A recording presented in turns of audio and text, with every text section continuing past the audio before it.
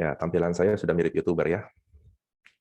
Ya, karena saya harus menggunakan mic dari anak saya karena mic saya ada bermasalah, tapi untuk malam ini semoga dalam keadaan berbahagia Anda semua dalam keadaan sehat. Saya akan terlebih dahulu share screen.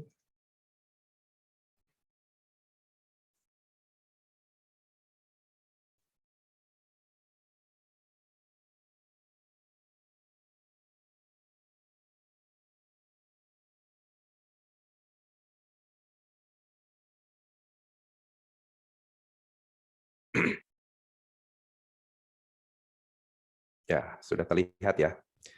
Kenapa saya membawakan topik ini pada malam hari ini, Gemakan Waisak, karena satu hal, kita dalam beberapa hari ke depan, kalau dihitung dalam hari ya tentu bisa dihitung, kita akan menyambut Waisak. Dan tentu tugas kita semua untuk menggemakan kembali Waisak. Diri kita menjadi genta, membunyikan. Jadi jika diri kita menjadi genta, kita walaupun bunyinya kecil, tapi jika banyak yang melakukan, tentu hal ini akan sangat bermanfaat dan sahabat dan saudara kita juga akan merasakan semangat Waisak nantinya. Karena Waisak bukan hanya merayakan atau memperingati 3 peristiwa penting atau 3 peristiwa agung, tetapi yang paling utama adalah menyadari bahwa beruntungnya kita dapat mengenal Dhamma dan sampai sekarang kita masih belajar berpraktek terhadap Dhamma. Nah, kemudian subtopiknya adalah sati sampajana di kehidupan sehari-hari atau sosial. Mungkin sahabat dalam Dhamma bertanya-tanya, ini maksudnya apa ya, sati sampajana? Sini saya dulu sebentar. Ya, saya mengutip Sati Sutta. Jadi kalau Anda semua sahabat dalam Dhamma membaca Sati Sutta, ini sutanya sangat pendek. Jadi kalau saya boleh pointer, di sini pada suatu ketika Sang Bhagawa menetap di Wesali di hutan Ambapali. Dan Buddha hanya menyatakan sesungguhnya apa atau bagaimana seorang biku bertingkah laku yang untuk penuh perhatian. Nah, penuh perhatian ini dalam bahasa Palinya atau ini hasil terjemahan dari kata sati. Jadi ada perenungan terhadap jasmani, jernih. Nah, yang dilihat adalah saya menggarisbawahi terhadap jasmani. Nah, nanti kenapa kita atau saya menggarisbawahi tentang jasmani. Kemudian yang kedua adalah bagaimana seorang biku melatih pemahaman jernih. Pemahaman jernih ini arti dari kata sampajana. Mungkin di antara Anda semua ada yang mempunyai atau belajar ketika mempelajari kata sampajana, ada yang mengartikan sebagai kewaspadaan.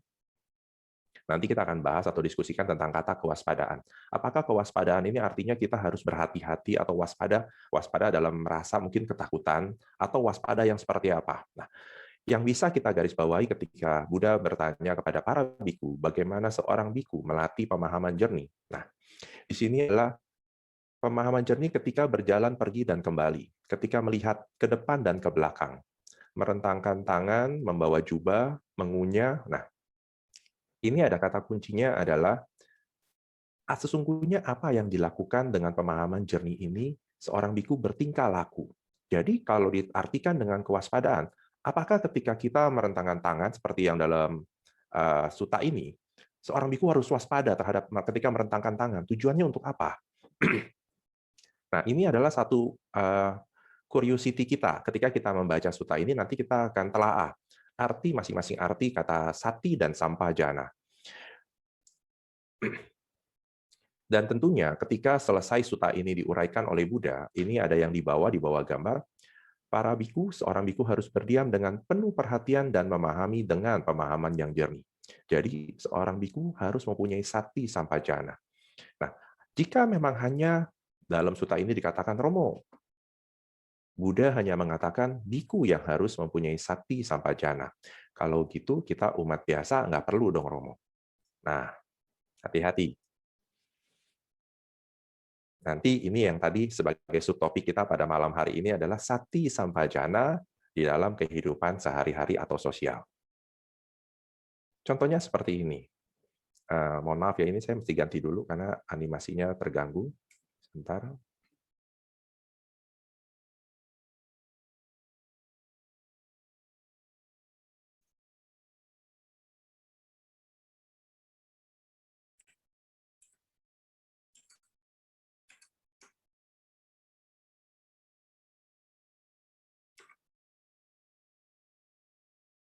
Sebentar ya, mohon maaf.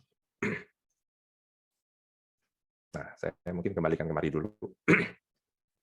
Nah, seperti ketika kita berkumpul di kehidupan kita sebagai masyarakat sosial atau makhluk sosial, kita berkumpul dengan banyak orang, kita berkumpul dengan saudara kita berkumpul dengan sahabat kita berkumpul dengan orang yang tidak kita kenal.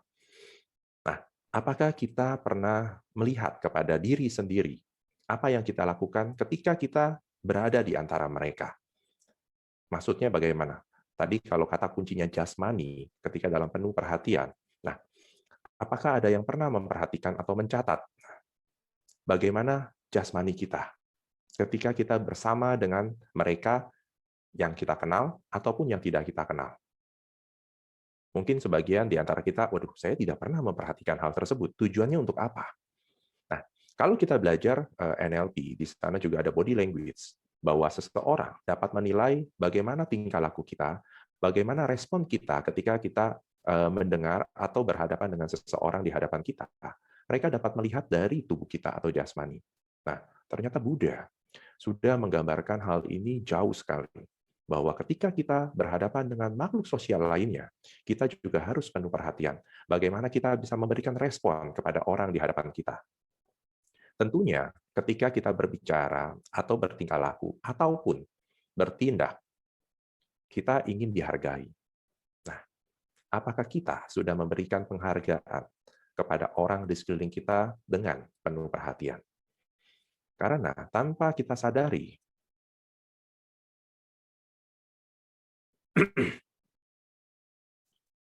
kita tidak menyadari atau tanpa sadar, kita melakukan hal-hal yang dapat membuat seseorang menjadi kecewa ataupun membawa keburukan. Nah, contohnya bagaimana? Apa yakin Romo? Nah, ketika kita mendengar seseorang bicara kepada kita, nah, gerak tubuh kita, mata kita contohnya, ketika Anda berhadapan dengan orang lain, tentunya kita mau orang mendengar apa yang kita sampaikan. Tiba-tiba mata kita menghadap ke arah yang berbeda, bukan kepada lawan bicara kita. Nah, itu artinya kita tidak mau mendengarkan orang tersebut. Walaupun tanpa sadar kita melihat ke arah lain. Nah, apakah hal yang kecil ini kita perhatikan? Nah, untuk melatih sati sampajana, ada beberapa hal yang dimulai dari jasmani, sama seperti yang Buddha sampaikan di dalam Sati Sutta. Jadi yang Buddha sampaikan di dalam Sati Sutta mengenai kata sati, penuh perhatian, adalah dimulai dengan jasmani. Maksudnya bagaimana? Nantinya kita akan melihat 4 postur. 4 postur bagaimana jasmani ini dapat melatih atau kita latih dalam sati atau penuh perhatian kita dalam kehidupan kita sehari-hari. Seperti yang dikatakan di sini. Kenapa kita perlu melatih sati? Romo, apa betul hanya dengan postur tubuh hal ini akan membawa kebaikan bagi kita ataupun orang lain? Nah, saya mengutip dari Samyutta Nikaya 4810 bahwa apa yang dilakukan oleh kita dengan penuh perhatian. Tadi kan yang di pertama saya minta digarisbawahi kata-kata jasmani. Nah, di sini bahwa jika dilakukan dengan penuh perhatian sangat teliti, hal tersebut akan membawa yang bermanfaat bagi mereka untuk mempunyai daya ingat yang baik. Contohnya apa? Mengingat dan mampu mengingat bahkan hal-hal yang telah dilakukan dan dikatakan di masa lampau. Nah, hal ini yang mungkin jarang kita sadari. Mungkin kita hanya mengatakan sati adalah mindfulness, kesadaran. Dan kesadaran ini mungkin kalau kita rujuk dalam bahasa Inggrisnya conscious atau consciousness. Romo, tentu saya sadar pada saat saya berdiri, berjalan, atau dengan jasmani yang dilakukan. Karena kalau saya tidak sadar, artinya saya sedang tertidur atau pingsan.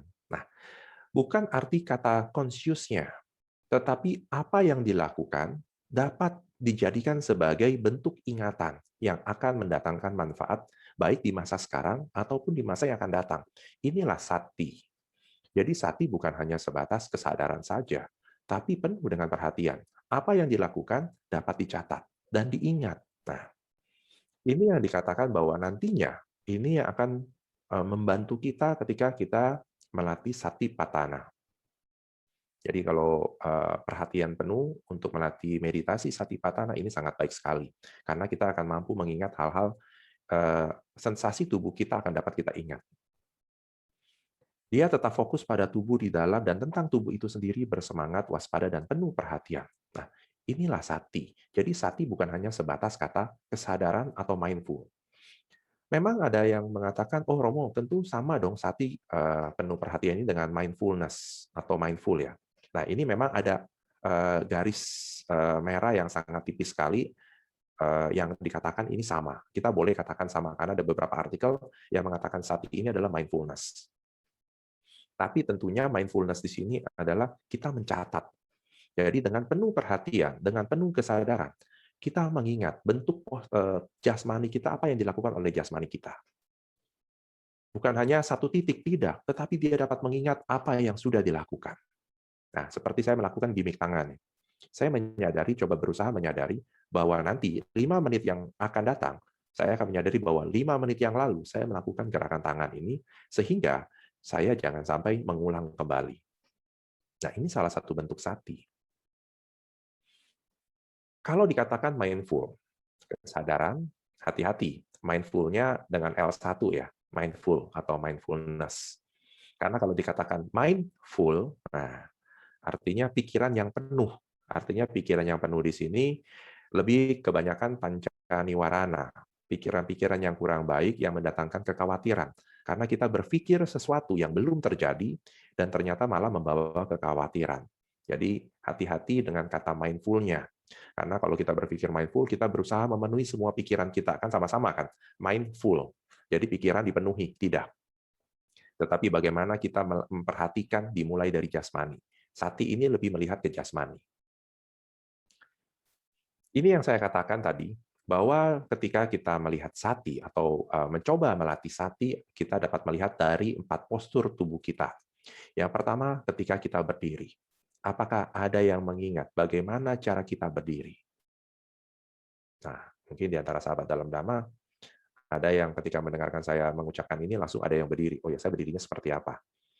Apakah ada yang memperhatikan ketika sedang berdiri, bagaimana posisi kakinya? Apakah direnggangkan selebar pundak atau bahu? Atau ada yang merapatkan kakinya? Atau ada yang menepuk salah satu kakinya, baik kaki kiri atau kaki kanan? Nah, coba diperhatikan. Dan kenapa kita perlu memperhatikan postur tubuh kita ketika kita berdiri? Terkadang, di mana kita berdiri, ini juga harus kita penuh perhatian. Karena terkadang kita berdiri bukan di tempat yang seharusnya. Jadi kita langsung diam berdiri, langsung diam berhenti. Nah, ini yang mungkin dikaitkan dengan kata-kata mindful, kesadaran, ini yang harus kita latih juga. Di tempat keramaian ketika orang terburu-buru, kita malah berdiri. Nah, ini akhirnya mengganggu. Ini yang kurang baik juga bagi diri kita, karena kita tentu akan tertabrak, dan orang lain akan menabrak kita. Ini yang tadi dikatakan, walaupun tujuannya kita tidak ingin berbuat sesuatu yang kurang baik, tetapi ternyata jasmani kita, jika tanpa adanya sati, berdiri tidak pada tempat yang sesuai, atau posisi kaki kita, misalnya kita ketika berdiri menyender kepada tembok, kaki kita selonjorkan ke depan, dan ada orang yang lewat, orang itu akan tersandung. Nah, ini yang harus diperhatikan dari postur berdiri. Kenapa kita harus memperhatikan jasmani? Karena tubuh kita tidak dapat bertahan dalam satu kondisi untuk beberapa waktu yang cukup lama. Contohnya, berdiri. Berapa lama kita mampu berdiri? Nah, tentu akan sulit, kan?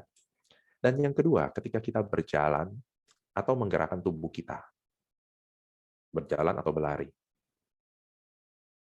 apakah kita memperhatikan gerakan tangan kita ketika kita berjalan? Mungkin ada yang memasukkan tangannya ke dalam saku. Ataupun ada yang, tangannya di kiri kanan tanpa bergerak jalannya. Nah, nanti coba perhatikan ya, gerakan tubuh Anda masing-masing. Nah, itu mungkin bagi diri kita. Tetapi apa hubungannya untuk kehidupan sosial kita? Jika mereka yang suka berjalan cepat dan kemudian menggerakkan tangannya, nah, apakah pernah ada yang memperhatikan tubuh kita bersentuhan dengan tubuh orang lain tanpa kita ketahui atau tanpa kita sadari? Tahu-tahu langsung tabrakan, karena kita menggerakkan tubuh kita. Nah, ini yang terkadang kita tidak memperhatikan sekeliling ketika kita berjalan. Inilah pentingnya sati, dilihat dari 4 postur tubuh. Nah, postur tubuh yang ketiga adalah ketika kita duduk. Nah, coba perhatikan. Yang sekarang mungkin sebagian dari Anda banyak yang duduk. Nah, ketika sedang postur tubuh duduk ini, apakah ada yang terbiasa menyender? Kemudian tanpa disadari, nah saya mengatakan tanpa disadari, tiba-tiba tubuhnya akan semakin turun dan turun dan turun. Kenapa? Karena merasa nyaman dan akhirnya bisa tertidur pulas. Padahal maunya duduk. Mungkin ada yang tegak, berdiri duduk tegak, terbiasa duduk tegak. Nah, apakah ini dapat juga mengganggu ataupun berhubungan dengan kehidupan sosial kita? Seperti yang tadi saya katakan, ketika kita bersama dengan sekelompok orang, makhluk sosial lainnya, kita bersama-sama dengan mereka, dan ketika kita semua sedang duduk, tanpa kita sadari postur tubuh kita ini menggambarkan apa yang sesungguhnya respon yang bisa diterima oleh kelompok kita. Nah, ketika kita menyender tanpa kita merasa seperti ini, merasa seperti orang lemas, nah tentunya kita kalau berkumpul maunya ada semangat, ada kebersamaan. Tapi bentuk postur tubuh kita menggambarkan kita lemas. Nah, kita memang tidak berniat untuk mengecewakan orang yang mengundang kita. Tapi postur tubuh kita menunjukkan hal tersebut. Nah, dan hal itu dilakukan tanpa kita sadari. Dan yang keempat, postur tubuh berbaring. Romo, yang benar aja, hubungannya berbaring dengan kehidupan sosial, apa ini Romo? Kaitannya nanti saya akan ceritakan. Tapi yang pasti, ketika kita yang seperti malam ini, nanti mungkin sebagian dari kita akan tertidur dengan cepat ataupun nanti akan larut malam karena sekarang malam minggu. Postur tubuh kita ini menggambarkan kondisi batin kita sendiri. Seperti apa? Ketika orang yang merasa kesakitan, bentuk tubuhnya ketika berbaring itu akan berubah-ubah dengan cepat. Kiri, kanan, kiri, kanan, kiri, kanan. Tidak dalam keadaan tenang. Dan hal yang dapat menyebabkan bersinggungan dengan kehidupan sosial lainnya adalah ketika Anda terbangun. Bahwa ketika Anda ingin tidur, yang harusnya tubuh kita beristirahat, pikiran kita beristirahat, hal tersebut tidak didapatkan.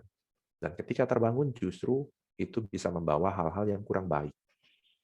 Yang akan membuat friksi, bersinggungan. Ketika Anda bertemu di pagi hari dengan sahabat atau saudara, mungkin satu rumah saudara, dia hanya bertanya sesuatu, tetapi karena ketika Anda berbaring untuk menuju tidur kurang baik, hasilnya ketika bangun, Anda tidak mendapatkan yang Anda inginkan dengan tujuan tidur, itu dapat memicu amarah Anda. Nah, sebaiknya yang dilakukan dalam postur tubuh, ya Anda coba perhatikan ketika akan tidur, sadari tubuh ini akan beristirahat. Jadi Anda mencatat, seperti yang tertulis dalam Sati Sutta, ataupun yang tadi di dalam Samyutta Nikaya 4710, coba dicatat, tubuh ini posisinya seperti apa.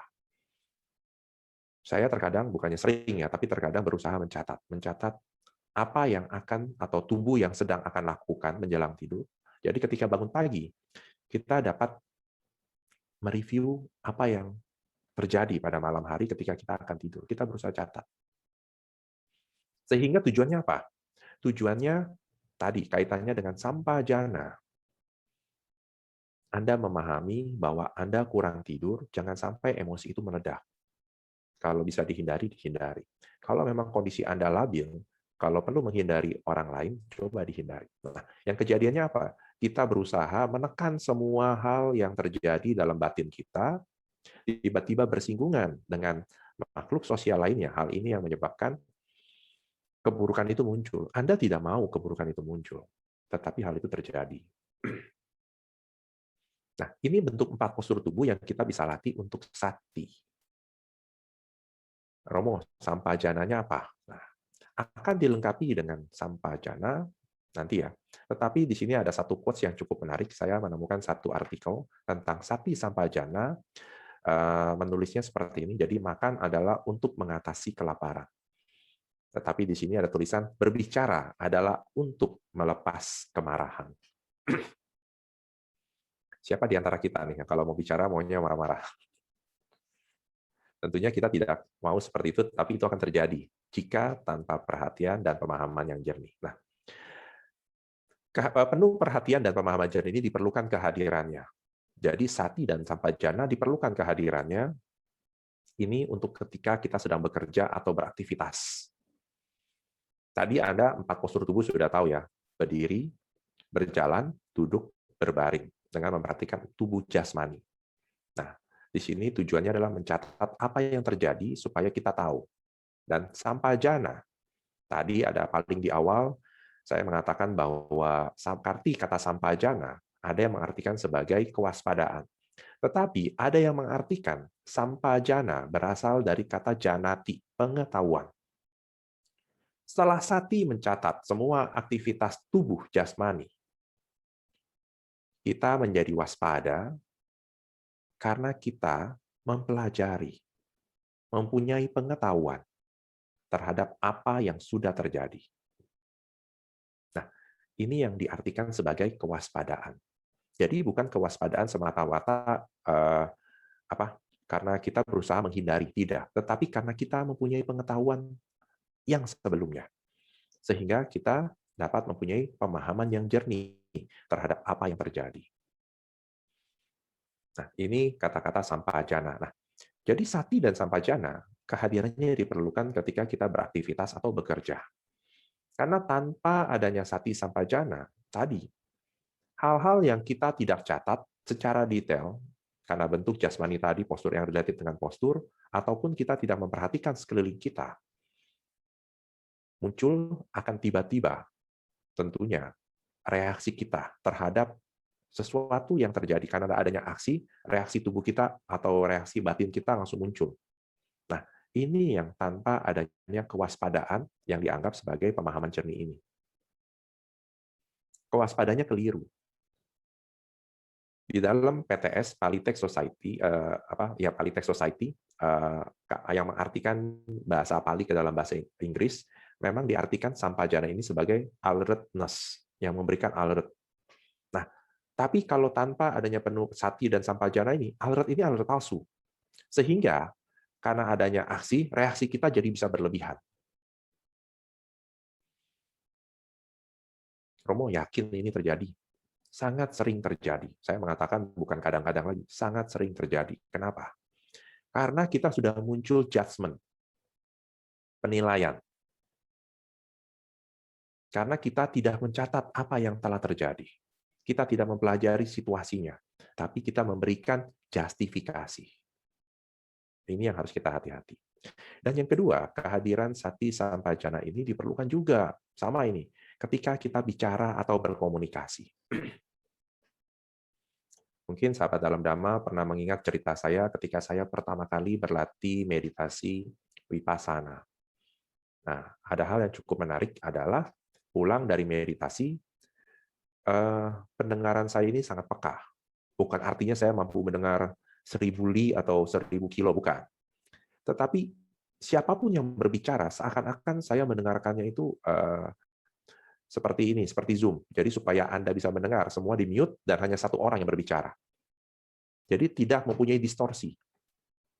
Sangat jelas sekali suara orang yang berbicara. Memang awalnya ketika saya merasakan ini, saya terganggu. Kenapa? Karena hanya satu suara yang masuk di telinga saya, walaupun tempat itu penuh keramaian. Dan ketika saya tanyakan kepada guru pembimbing saya, ini yang dikatakan tadi, penuh perhatian. Adanya sati di sana. Dan hal tersebut dapat terjaga kurang lebih selama 2-3 minggu. Dan saya merasa nyaman setelah saya pulang, artinya apa? Ketika istri saya berbicara, saya dapat mendengarkan dia secara mendalam. Saya dapat menerima apa yang dia sampaikan tadi, seperti yang cerita tentang aktivitas lainnya, tanpa saya harus memberikan justifikasi, tanpa saya mau memotong pembicaraan dari istri saya. Nah, semenjak itu, saya coba berlatih. Nah, mungkin Anda sekarang melihat saya kalau bicara kok pelan ya. Nah, karena saya coba jangan sampai balapan antara pikiran saya dengan mulut saya. Nah, ini yang harus kita perhatikan juga. Bukan artinya saya sekarang sati dan sampajana juga, tapi berusaha. Berusaha melatih sati dan sampajana dalam setiap aktivitas, terutama ini, sharing dhamma atau pembabaran dhamma ini. Harus kita juga hati-hati. Apalagi kalau dalam kehidupan sosial, kita bertemu dengan mereka yang berbeda keyakinan. Kita bertemu dengan mereka yang berbeda status sosial. Padahal tujuannya simpel, misalnya kita menggunakan jam tangan. Kemudian kita hanya bilang ke mereka, coba nih, sekarang sudah jam berapa? Tapi gaya kita menunjukkan, seakan-akan mau menunjukkan merek jam tangan yang kita pakai. Nah, ini kan jadi berbeda kan? Berbeda apa yang ditangkap oleh mereka yang di sekeliling kita. Nah, ini kita juga harus waspada. Jadi waspada bukan terhadap apa yang muncul dari luar, tetapi waspada terhadap apa yang akan kita keluarkan.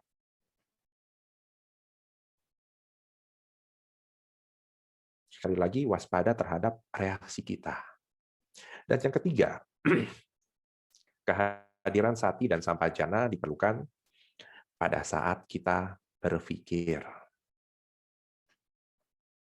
Tadi sudah ada kata kuncinya, jangan ada justifikasi, jangan ada kekhawatiran, karena biasanya hal-hal yang datang kepada diri kita berusaha mencari solusinya. Mencari solusi itu sesuatu yang baik. Tetapi menduga-duga dan membuat beberapa kesimpulan sendiri yang dapat meresahkan diri sendiri. Pertama, sebetulnya itu hanya dalam pikiran kita. Tetapi yang terjadi ketika kita berpikir, ini akan mempengaruhi 4 postur tubuh kita. Dan ini yang menimbulkan impact kepada makhluk sosial di hadapan atau di sekeliling kita. Dimulai dengan hanya berpikir. Padahal kita tidak mengucapkan apapun. Dan kewaspadaan ini dimunculkan karena kita ada ketakutan sesuatu dari luar yang dapat menyebabkan kita atau kita beranggapan ini kita harus hati-hati. Nah, jadi sati sampajana diperlukan bukan hanya dari aktivitas dari tubuh ya, tetapi dari pikiran juga. Seperti saya selalu mengatakan, mungkin masih ingat juga Anda semua ketika di sini mungkin belum ada ya pemberkatan pernikahan dengan saya, calon atau pasangan. Tapi ketika saya sebagai Pandita Lokapalasraya yang memberikan pemberkatan pernikahan kepada calon mempelai, saya mengatakan kepada mereka, kepada calon prianya, nah, apa yang saya sampaikan? Jika ketika Anda sudah menikah dan sang pria melihat yang wanita atau istrinya dibonceng oleh seorang pria, apa yang ada di pikiran Anda sebagai suaminya? Mungkin jawabannya cemburu, marah, atau apa. Tapi saya lanjutkan. Yang membonceng istri Anda menggunakan jaket hijau dan helm hijau. Nah, jika tidak ada sati dan sampajana, justifikasi ini sudah langsung muncul. Karena saya mengucapkan kata-kata jaket hijau, helm hijaunya ini di belakang. Saya langsung meminta Anda berpikir, jika Anda sebagai suami, apa responnya? Apa reaksinya? Nah, jadi jika Anda atau kita melatih sati sampajana, ya kita berusaha mengumpulkan datanya sebanyak-banyaknya. Nah, kemampuan kita mengumpulkan data itulah sati. Setelah data terkumpul, kemampuan kita mengelola itulah sampajana. Jadi dua hal ini tidak dapat dipisahkan. Sati sampajana ini akan selalu berpasangan. Karena ketika data ini sudah ada, ya harus diolah dan dapat memberikan manfaat kepada diri kita. Dan ketika hal tersebut sudah, dengan perhatian, ini kemampuan untuk mengingat kita akan bertambah, karena kita akan memperhatikan dari postur tubuh kita dahulu. Nanti dimulai dari postur, Anda akan mempunyai kemampuan untuk mencatat dan mengingat. apa yang terjadi di sekeliling Anda. Anda sedang mengumpulkan data. Ini konsep big data yang terjadi sekarang di dunia bisnis. Ini adalah yang namanya crawling data. Ketika satu perusahaan ingin mengembangkan usahanya, dia akan berusaha mengumpulkan sebanyak-banyaknya data yang ada di sekelilingnya. Dan ternyata cara-cara itu adalah cara-cara buddhistik. Dan dengan pemahaman jernih, ketika data-data ini sudah ada, Anda kelola, Anda analisa, inilah yang membuat kita menjadi bijaksana. Inilah esensi kebijaksanaan. Sehingga ketika dua hal ini sudah ada, dimanapun kita berada, tentunya di keramaian, tidak mengganggu latihan kita, tidak mengganggu orang di sekeliling kita. Sehingga yang Buddha katakan bahwa yang mereka berlatih sila, saya kaitkan dengan berlatih sila, maksudnya kita sebagai umat Buddha yang berlatih sila. Seperti Anda membacakan Okasa, permintaan tuntunan sila, dijawab oleh anggota Sangga, Imani Pancasika Padani, Silena Sukating Yanti. Anda berada di alam surga. Karena tadi, kita tidak berpikir tentang apa yang buruk terhadap diri kita tidak berpikir apa yang buruk terhadap orang lain, dan orang lain akan mempunyai kebaikan untuk diri kita. Artinya apa? Kita berada di surga. Nah, marilah kita wujudkan hal tersebut di Waisak 2021. Tentunya, nah, mohon maaf, kok hilang ya? Ya.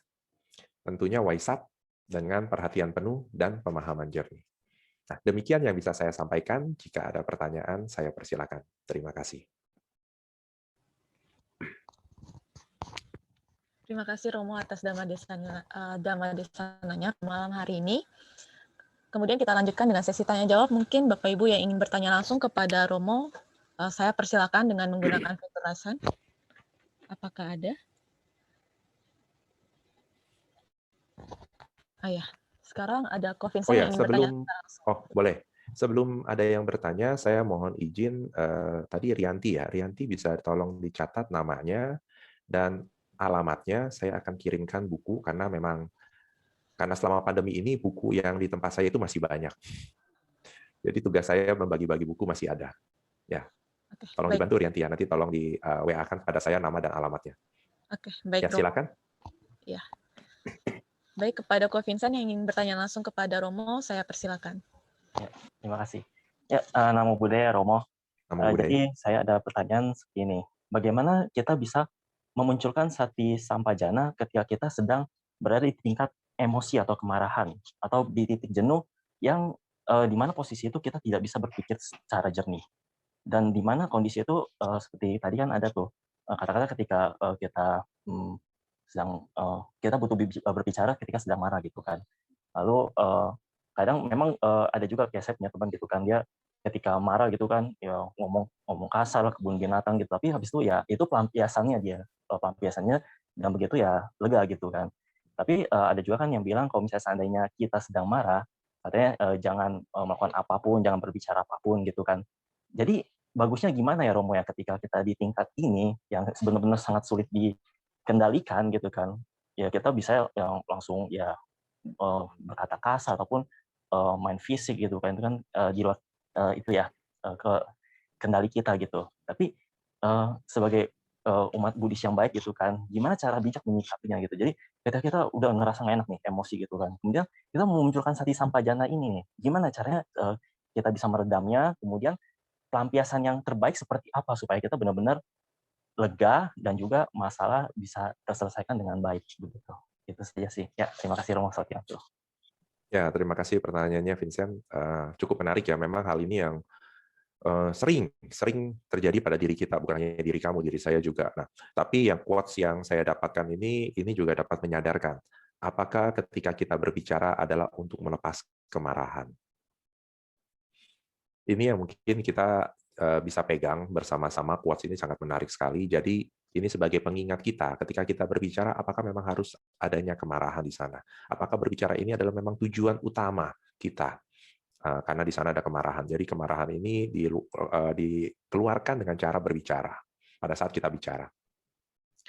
Jika hal itu terjadi, kalau saya mengandaikan kepada diri saya sendiri, sebetulnya saya mencatat yang muncul dari sensasi yang muncul di tubuh saya. Seperti apa? Gemetar, bibir gemetar biasanya. Kemudian tangan gemetar, karena biasanya ada emosi di sana. Dan itu akan terwakilkan ketika kita bicara, suara kita akan bergetar. Tapi apakah itu yang ingin kita tunjukkan kepada lawan bicara kita? Justru kalau kita menunjukkan hal tersebut, itu membuat nilai, saya mengatakan nilai, tanda kutip, diri kita di hadapan mereka itu sudah jatuh. Secara emosi kita sudah kalah. Jadi yang bisa dilakukan, seperti dalam latihan sati untuk mindfulness, adalah dengan bernafas teratur. Jadi ketika hal itu muncul, kita catat. Makanya tadi saya katakan kalau diri saya akan mencatat apa yang terjadi sensasi tubuh, bergetar. Sebelum saya berbicara, saya harus mengatasi tubuh bagian saya yang bergetar. Supaya apa? Lawan bicara kita yang membuat kita sedang berdebat mungkin dapat menilai bahwa kita ada ketenangan. Karena ini biasanya berdasarkan seni argumen atau berdebat atau perang, orang yang terpancing emosinya pasti sudah kalah di atas kertas. Dari zaman Sun Tzu sampai sekarang, kalau kita baca buku Sun Tzu juga sama. Dia akan memancing orang menjadi emosi, habis itu dia bisa kalahkan dengan mudah. Nah, tapi bukan berarti cara ini adalah kita untuk mengalahkan lawan bicara kita, bukan. Tetapi yang pertama kita harus mengalahkan kemarahan dalam diri kita. Karena sesungguhnya kemarahan itu ketika kita limpahkan keluar, apakah kita akan merasa puas? Tidak. Ketika kita sudah menumpahkan semua kemarahan tersebut, coba Anda bayangkan, Anda marah-marahi seseorang, emosi dengan semua emosi yang muncul. Selesai, 5 menit kemudian, apakah emosi itu sudah hilang di dalam diri kita? Tidak. 5 jam kemudian, apakah hilang? Tidak. 5 hari kemudian, apakah bisa hilang? Belum tentu. Bahwa ternyata emosi yang demikian negatif, kita mengatakan negatif ya, itu dapat mengganggu keseluruhan hidup kita. Kita mungkin merasa puas satu titik ketika kita berhasil menumpahkan kemarahan kita. Tapi hati-hati. Setelah itu, mungkin Anda merasa ada ketidakpuasan. Waduh, saya marahnya kurang marah. Tapi di satu sisi, satu masa, kita akan mempunyai penyesalan. Kenapa saya harus demikian marah? Dan jika sampai seperti itu, diri kita akan selalu merasa yang tersiksa. Nah, jadi sebelum hal itu terjadi, mungkin sudah terjadi di masa lalu ya. Jadi berdasarkan pengalaman, ya coba kita catat, dan dari bagian tubuh kita itu dengan catat, ya kita coba atasi dengan nafas teratur. Karena orang emosi, nafasnya tidak teratur. Itu yang pernah saya katakan di Dhammasuka. Kalau yang seperti itu, coba hitung 1-10. Kalau 1-10 nafasnya juga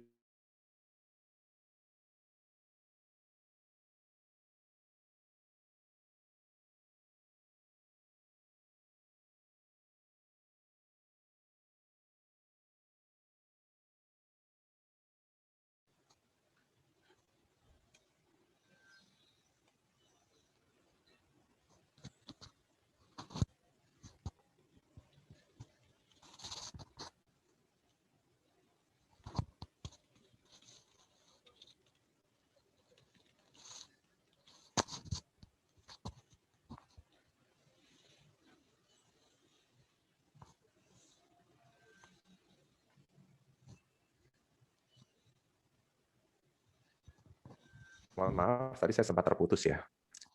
Iya, Romo. Ya. Tadi sampai di mana saya terputusnya? Sampai yang hitungan 1-10 detik. Kalau Ya, 1-10, kalau tidak 1-100, kalau tidak 1-1000, ya udah pasti lawan bicara kita sudah hilang dari hadapan kita. Jadi kita tidak perlu marah-marah lagi. Ya, silakan jika ada yang lain.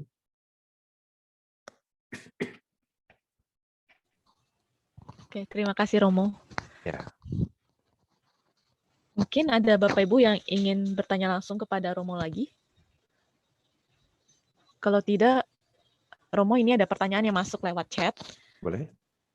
Selamat malam, Namo Buddhaya Romo. Jika kita Namo Buddhaya. jika kita melepaskan amarah hanya melalui ekspresi muka, apakah hal itu sudah termasuk dalam sati sampajana? Terima kasih Romo. Ya, bukan dalam sati sampajananya, artinya kita kurang sati dan kurang sampajana, benar. Karena kita sudah menunjukkan dari jasmani. Kan. Sesungguhnya tadi seperti pertanyaan Vincent, kita catat nih. Nah, jadi jangan sampai muncul. Kecuali memang ini adalah satu bentuk gimmick. Bentuk gimmick yaitu, bentuk gimmick boleh saja dilakukan, tapi kita harus sadari kita catat. Jadi ini contoh ya. Ketika anak saya tidak mau menurut, ya, saya akan membuka mata saya lebar. Ini kan gimmick kan, dari ekspresi muka.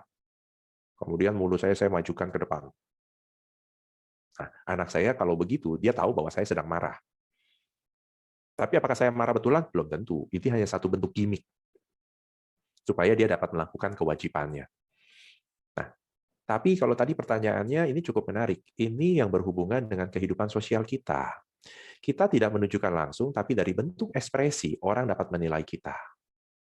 Dan dari ekspresi tersebut, dan penilaian yang muncul, ini yang tadi, karena ada aksi, reaksi, nah tinggal dilihat reaksi ini akan membawa kebaikan atau keburukan yang lebih lanjut lagi. Jadi ketika menunjukkan ekspresi juga hati-hati. Tadi kalau yang Buddha sampaikan lewat 4 postur tubuh, kalau sekarang kita juga harus hati-hati kan dari apa yang kita tulis. Jadi 4 jempol kita nih ketika kita chat, menulis di Twitter, di Facebook, ini juga harus hati-hati. Oleh karena itu, even saya membalas WhatsApp, bukan langsung based on ketika ada masuk langsung saya respon. Kecuali responnya cuma oke, ya bisa.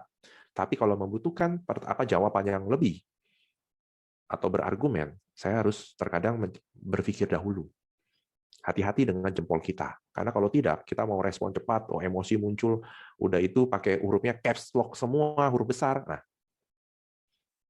tujuannya sih caps lock kita kebetulan lagi rusak ya. Jadi munculnya caps lock. Tapi yang orang kalau baca caps lock, tulisan caps lock, artinya apa? Nah, kita sedang marah-marah kan. Atau kalau nulis email pakai hurufnya merah, padahal kita keganti hurufnya jadi merah gitu.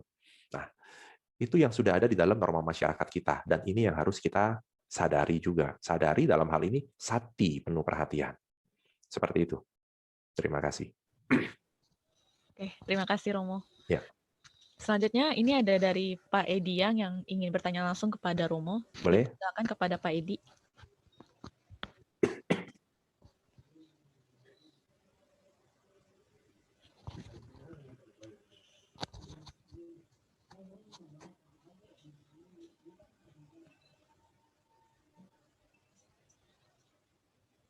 Ya, Pak Edi dipersilakan, tapi belum ada suaranya Pak Edi.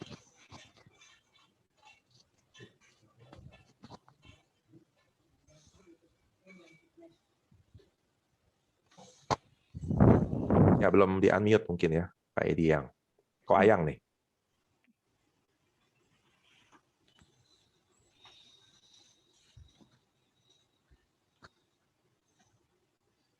Atau bisa dibantu unmute? Oh ya, itu sudah unmute. Oke, sudah.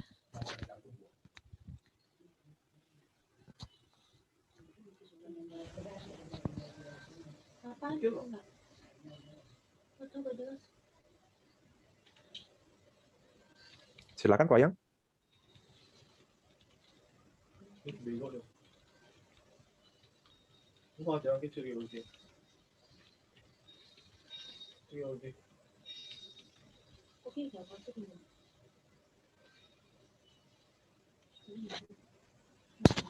Atau mungkin ada yang lain dulu, silakan.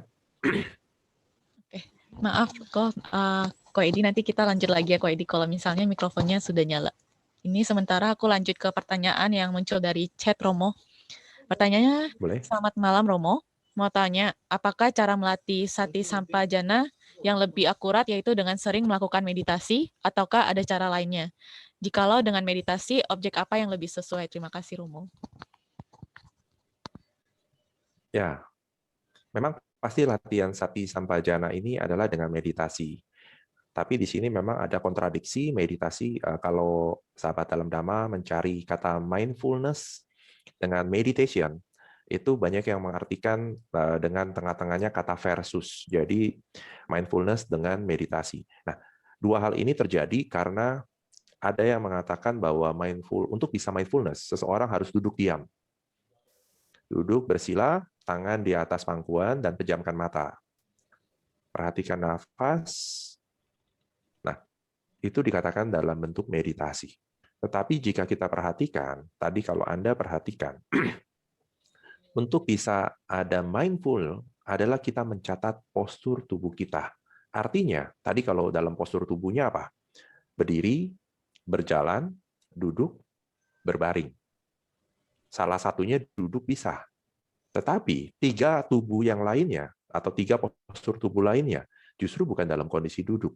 Artinya, dalam melatih sati, selain dengan meditasi, adalah dengan memperhatikan setiap kegiatan tubuh kita. Ketika kita sedang bekerja, ini bisa dilatih. Saya pernah mendapat satu video yang cukup menarik bagaimana seorang wanita berlatih tentang mindfulness atau sati dalam kehidupan dia sehari-hari. Contohnya apa? Menyapu, mengepel, dan memasak. Nah, Anda bayangkan, gimana ya? Apakah ini akan membawa kebaikan? Yang pasti akan membawa kebaikan. Kenapa? Karena pada saat melakukan kegiatan-kegiatan rumah tangga tersebut, dia melakukan dengan kesadaran yang penuh. Dia dengan penuh perhatian melakukannya. Dan dia mencatat semua gerakan tubuhnya. Artinya apa? Dia menjadi waspada, tidak memperhatikan yang tidak berguna.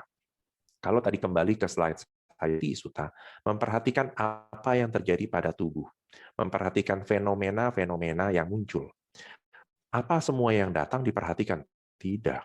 Tetapi yang diperhatikan ini yang memang pada saat yang terjadi, present moment.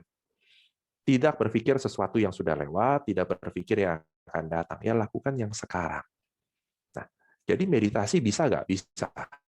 Objeknya apa? Tentunya dimulai dari samatha, itu tentunya dimulai dari anapanasati, nafas. Tapi nantinya akan bisa dikembangkan sampai seperti yang tadi disampaikan ke vipassana, dan nantinya kita bisa lakukan kegiatan samatha vipassana ini dalam kegiatan kita sehari-hari. Jadi kalau ada yang merasa, saya tidak bisa melatih sati sampajana karena tidak sempat untuk sitting, meditasi. Nah, sekarang Anda tidak punya alasan lagi. Karena tadi sudah saya jabarkan 4 postur tubuh tersebut, kita bisa mengembangkan atau melatih sati kita. Yang nantinya akan kita kembangkan dengan pasangannya itu sampajana. Nah, karena ada yang bertanya seperti ini. Setelah sati sampajana kita latih, di dalam Satipatthana Sutta dikatakan nantinya akan muncul passion. Bahasa Inggrisnya urgency, saya lagi mencari padanannya, tapi kalau diterjemahkan ini adalah passion. Keinginan kita untuk bisa mencapai sesuatu yang lebih baik. Sesuatu yang lebih baik ini adalah jalan maga. Bukan yang baik ini untuk status ekonomi sosial, bukan. Tetapi maga. Kita berusaha mencapai jalur kesucian. Ini yang dapat dihasilkan dari sati sampajana. Jadi bukan hanya sebatas mindful saja, tidak. Tetapi akan membantu kita kehidupan yang lebih baik, yaitu kehidupan untuk bisa masuk ke dalam arus. Nah, jadi jawabannya, meditasi bisa dengan anapanasati. Dari meditasi, kita bisa lakukan dalam kegiatan. Terima kasih. Oke, terima kasih Romo. Ya. Romo, berikutnya dari Ko Ediang. Cuman Ko Ediang nggak bisa sampaikan pertanyaannya secara langsung kepada Romo karena dia ada problem, jadi dia lewat chat. Boleh. Pertanyaannya seperti ini, Romo. Namo Buddhaya, Romo. Topik yang disampaikan, apakah ini sama dengan praktek dalam meditasi? Terima kasih. Ya. Meditasi mungkin kalau ini hanya penggambaran analogi saya, bukan meditasi yang konvensional yang sitting. Ya, bukan hanya sebatas itu. Tetapi bagaimana kita dalam keadaan bukan meditasi, tapi meditatif yang mempunyai hasil dari meditasi. Karena sati tadi mencatat semua hal yang terjadi, fenomena yang muncul dari jasmani tubuh kita. Dan kemudian sampajana, dia akan mengelola untuk bisa menghasilkan satu bentuk kebijaksanaan. Nah, meditasi juga sama, tujuannya ke sana. Namun karena kita mungkin ada pengetahuan yang terbatas, sedikit yang kita terima bahwa, oh, meditasi harus duduk. Tidak, sekarang meditasi bisa kita lakukan untuk mencapai keadaan meditatif dengan sana, terutama kita perumah tangga, untuk di kehidupan sosial kita. Karena bukan berarti untuk bisa menjadi baik, kita harus ke hutan. Tidak. Di tengah-tengah keramaian, justru kita harus menunjukkan seberapa nilai kebaikan yang kita bisa lakukan. Ini yang paling penting. Karena kalau Anda atau kita hidup di hutan, apakah baik? Baik untuk diri kita. Tetapi Anda akan mempunyai kesulitan untuk menambah parami. Tetapi kalau di tengah keramaian, banyak hal yang bisa kita lakukan untuk kebaikan. Selain melatih sati dan sampajana, latihan parami lainnya bisa kita lakukan. Karena kalau di hutan Anda mau bertemu dengan siapa? Binatang, iya. Tetapi binatang pun belum tentu mau berteman dengan kita. Kita pun akan mempunyai kesulitan untuk berkomunikasi dengan mereka. Kecuali Anda belajar dari Dr. Dolittle, ya, yang dokter yang bisa berkomunikasi dengan binatang.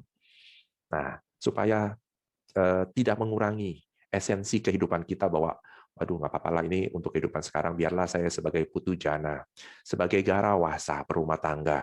Nanti aja dah kalau kehidupannya akan datang, kalau dia berbuah, saya mau jadi biku dutangga. Pikiran itu baik? Baik. Tapi sayang, kenapa tidak kita lakukan dari sekarang? Kita memupuk semua kebajikan kita memupuk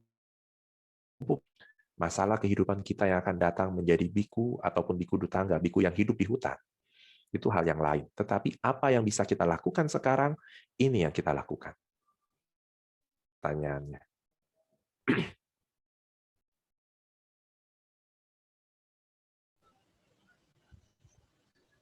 Oke, terima kasih Romo. Ya. Yang berikutnya pertanyaan dari chat juga Romo. Ini dari Kodiki.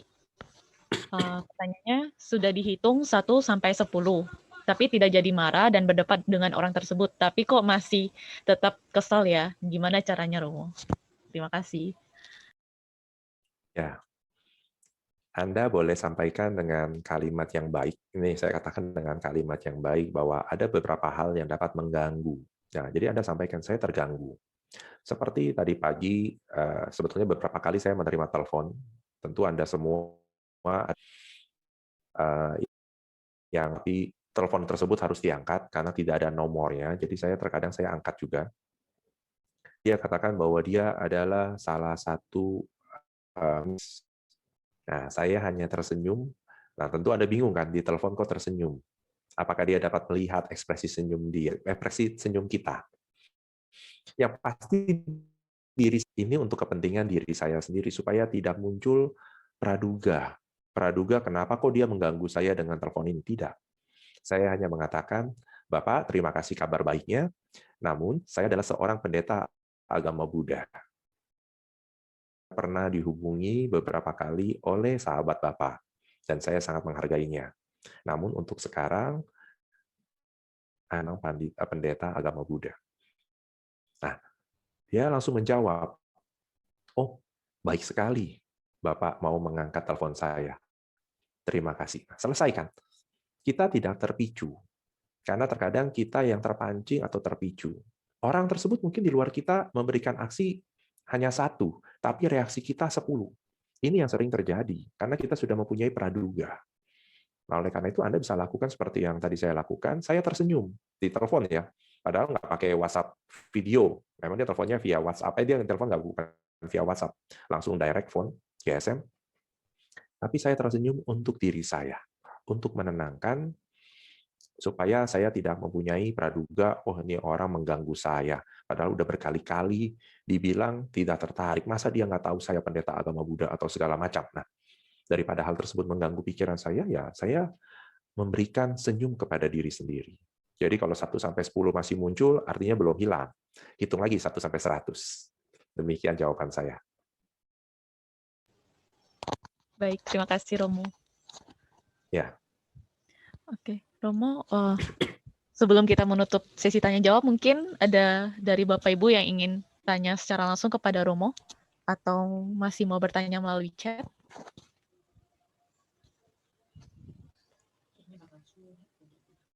Kalau tidak ada, terima kasih Romo atas Dhamma Desananya pada malam hari ini. Boleh saya berikan kata penutup untuk yang kesempatan terakhir? Ya, silakan Romo.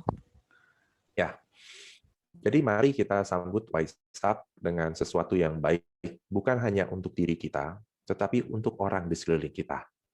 Dengan perhatian penuh dan dengan pemahaman jernih, sati sampajana, kita membahagiakan diri sendiri, kita membahagiakan orang yang kita sayangi di sekeliling kita, dan terutama mereka juga yang tidak mengenal kita.